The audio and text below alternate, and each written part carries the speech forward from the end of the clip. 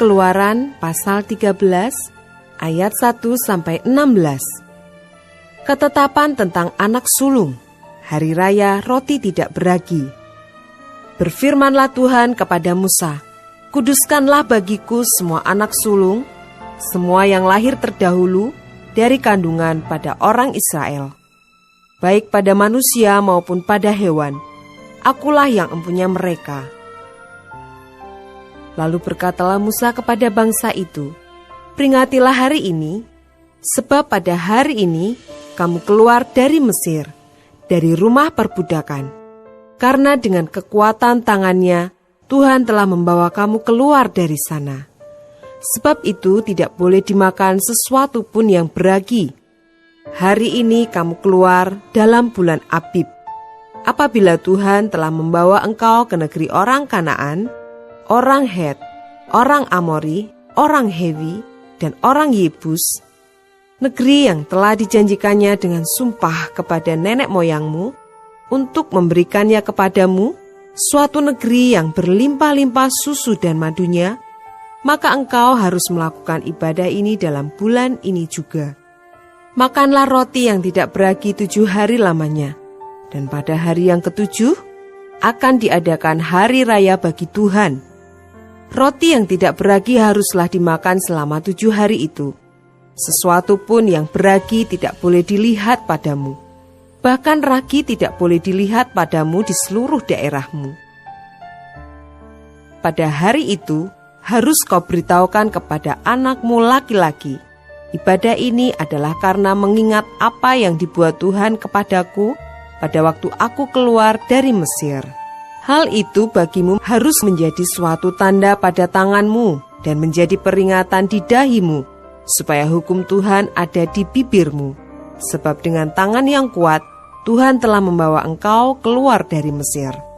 Haruslah kau pegang ketetapan ini pada waktunya yang sudah ditentukan, dari tahun ke tahun.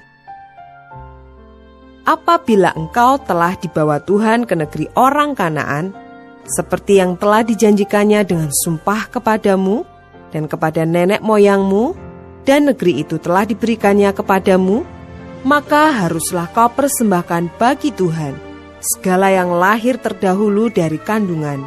Juga setiap kali ada hewan yang kau punyai beranak pertama kali, anak jantan yang sulung adalah bagi Tuhan. Tetapi setiap anak keledai yang lahir terdahulu, kau tebuslah dengan seekor domba. Atau jika engkau tidak menebusnya, engkau harus mematahkan batang lehernya. Tetapi mengenai manusia, setiap anak sulung di antara anak-anakmu lelaki, haruslah kau tebus. Dan apabila anakmu akan bertanya kepadamu di kemudian hari, apakah artinya itu?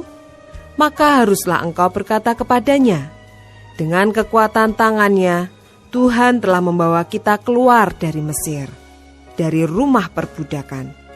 Sebab ketika Firaun dengan tegar menolak untuk membiarkan kita pergi, maka Tuhan membunuh semua anak sulung di tanah Mesir, dari anak sulung manusia sampai anak sulung hewan.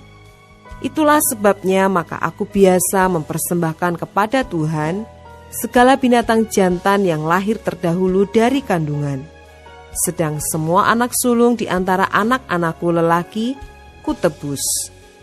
Hal itu harus menjadi tanda pada tanganmu dan menjadi lambang di dahimu, sebab dengan kekuatan tangannya Tuhan membawa kita keluar dari Mesir.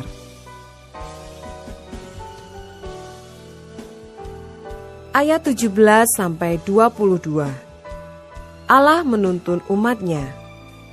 Setelah Firaun membiarkan bangsa itu pergi, Allah tidak menuntun mereka melalui jalan ke negeri orang Filistin, walaupun jalan ini yang paling dekat. Sebab firman Allah, jangan-jangan bangsa itu menyesal apabila mereka menghadapi peperangan, sehingga mereka kembali ke Mesir. Tetapi Allah menuntun bangsa itu berputar melalui jalan di padang gurun menuju ke Laut Teberau.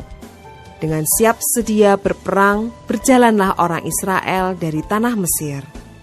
Musa membawa tulang-tulang Yusuf, sebab tadinya Yusuf telah menyuruh anak-anak Israel bersumpah dengan sungguh-sungguh, Allah tentu akan mengindahkan kamu.